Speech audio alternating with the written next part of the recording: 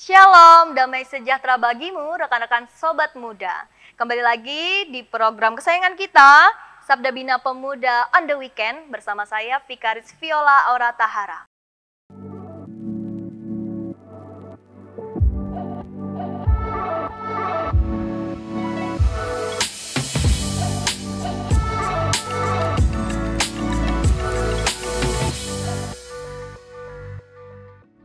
Mari kita sama-sama menghayati firman Tuhan.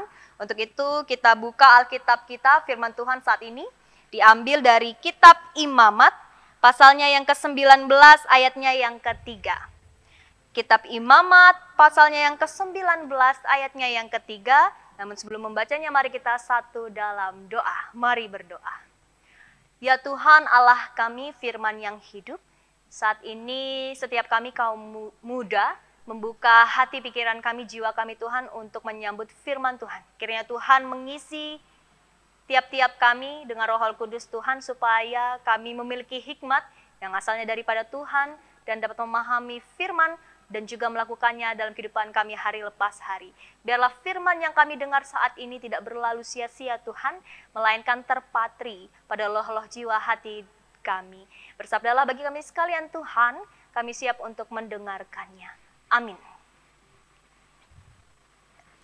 Firman Tuhan yang diambil dari Imamat 19 ayatnya yang ketiga, beginilah firman Tuhan, setiap orang di antara kamu haruslah menyegani ibu dan ayahnya, serta memelihara hari-hari sabatku. Akulah Tuhan Allahmu. Demikianlah pembacaan firman Tuhan, berbahagialah setiap mereka yang mendengarkan firman Tuhan dan melaksanakannya dalam kehidupan sehari-hari. Sobat-sobat GP, saat ini kita akan membaca perenungan yang sudah dipersiapkan di dalam Sabda Bina Pemuda 3 Agustus 2024. Di sini ditulis judulnya Mereka Sudah Beri Yang Terbaik. Masalah utama dalam hubungan orang tua dan anak pada masa kini adalah kurangnya komunikasi yang efektif. Sebagai anak, kita mungkin merasa sulit untuk berbicara terbuka kepada orang tua kita tentang masalah atau perasaan kita. Sementara orang tua mungkin tidak selalu memahami cara terbaik untuk berkomunikasi dengan anak-anaknya. Ditambah lagi, adanya konflik nilai atau perbedaan generasi ini juga menyebabkan ketegangan dalam hubungan di tiap-tiap keluarga. Ya mungkin ini juga mengakibatkan anak-anak menunjukkan sikap yang kurang menghormati orang tuanya. Nah, ini mau mengingatkan bahwa menghormati orang tua adalah bagian yang tidak terpisahkan dari kehidupan ibadah yang menyembah Tuhan. Jadi penyembahan dan pujian kita kepada Allah mutlak diikuti dengan ketaatan dan penghormatan kita kepada orang tua, seburuk apapun keberadaan orang tua kita itu. Hal itu sejalan dengan budaya Yahudi. Perintah untuk menghormati orang tua diletakkan pada bagian utama dalam urutan perintah yang mengatur relasi horizontal dengan sesama. Perintah kelima dalam hukum Taurat.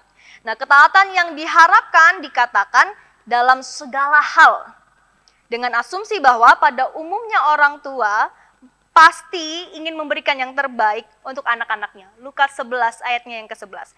Maka anak-anak memang sepatutnya menaati orang tua dalam segala hal, serta mempercayai dan mempercayakan dirinya kepada orang tuanya. Nah, apakah sobat muda bisa merasakan bagaimana orang tua sobat-sobat muda berusaha selalu mendekati dan menanyakan perkembangan kita, serta menawarkan bantuan bila diperlukan. Namun, seringkali kita hanya menganggap orang tua sebagai sumber pemenuhan kebutuhan, dan kita cenderung pasif dalam berelasi dengan mereka. Inilah yang perlu diperbaiki lewat firman yang kita renungkan saat ini, supaya sobat muda bisa menghormati dan menaati orang tua yang sudah memberikan yang terbaik bagi kehidupan sobat muda. Dengan demikian, ibadah kita berkenan padanya dan hidup kita diberkati.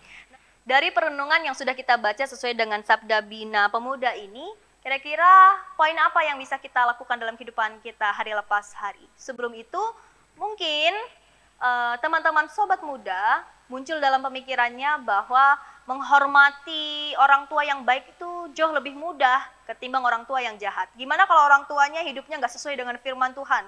Tiap hari mabuk-mabukan, atau hidupnya penuh dengan obat-obatan, atau tidak pernah sama sekali pergi beribadah, hidupnya jauh dari firman Tuhan, tidak pernah sayang dengan anaknya, tidak mengakui keberadaan anaknya, tiap hari hanya kekerasan demi kekerasan, memaki dan lain sebagainya. Orang tua yang seperti itu layakkah untuk kita hormati? Nah, mungkin teman-teman sobat muda pernah berpikir bahwa orang tua yang seperti itu sama sekali tidak layak untuk diberikan rasa hormat atau disegani. Bahkan mungkin perkataannya nggak patut untuk didengar.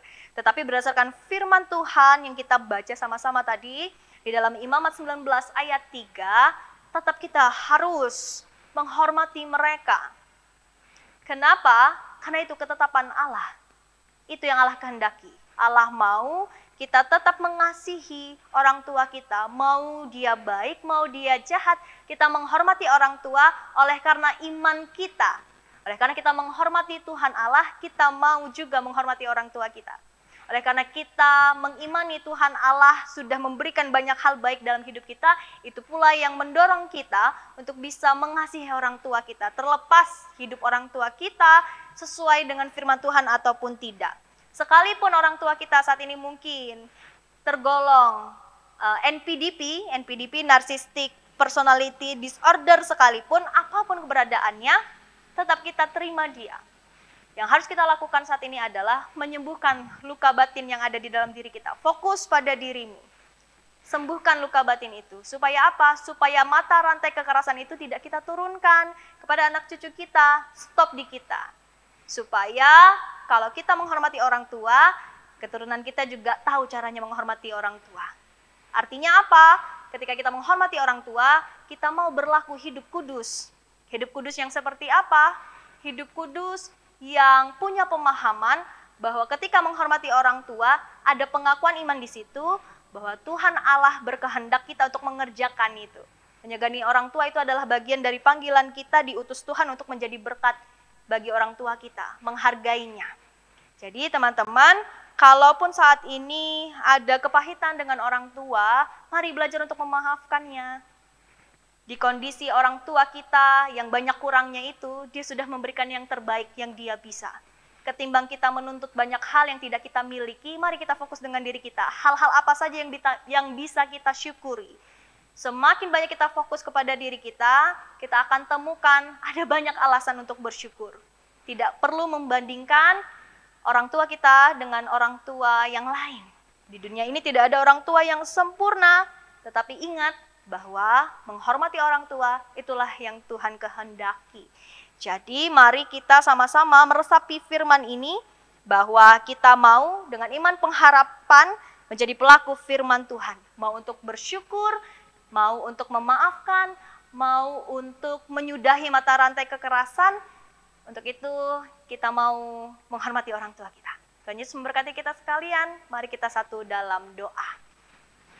Tuhan Allah Bapa kami yang terkasih, mampukan kami Tuhan punya hati yang besar, supaya kami tidak hanya menuntut apa yang menjadi hak kami kepada orang tua, tapi kami lebih daripada itu memahami panggilan kami, bahwa Tuhan utus kami hidup, lahir di tengah-tengah keluarga ini adalah untuk menjadi saluran berkat, supaya kami menyetop berbagai tindakan kekerasan yang ada dalam kehidupan keluarga kami, dan kami menyegani orang tua oleh karena kami menghormati Tuhan Allah kami.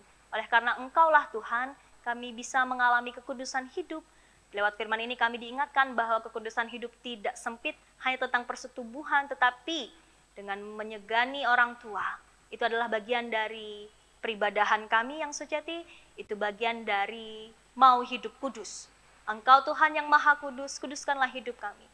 Mampukanlah hati kami untuk rela mengampuni, memaafkan segala kesakitan yang mungkin kami rasakan dalam kehidupan keluarga. Ajarkan kami bersyukur Tuhan, jangan biarkan kami gelap mata memperbandingkan orang tua kami dengan orang tua yang lain. Kami bersyukur keberadaan kami boleh ada sampai saat ini karena Tuhan beserta. Maka segala sesuatu yang Tuhan percayakan untuk kami karyakan, kerjakan saat ini, mampukan kami Tuhan, beri kami kekuatan. Kiranya Tuhan selalu menopang kami sekalian kaum muda, supaya tumbuh menjadi pribadi-pribadi yang takut akan Engkau. Di dalam satu pribadi yang kudus kami telah berdoa. Amin. Sobat muda, sampai jumpa lagi di Sabda Bina Pemuda on the weekend berikutnya. Tuhan Yesus memberkati. Halo Gapers, kalian tahu nggak kalau Sabda Bina Pemuda Digital bisa dengan mudah didapatkan dengan mendownload Google Books di Google Play untuk pengguna Android. Dan untuk kalian yang menggunakan iOS, bisa membuka Google Play di browser untuk membeli serta mendownload Google Books di App Store. Gampang banget kan caranya? Cus, langsung aja di-download ya!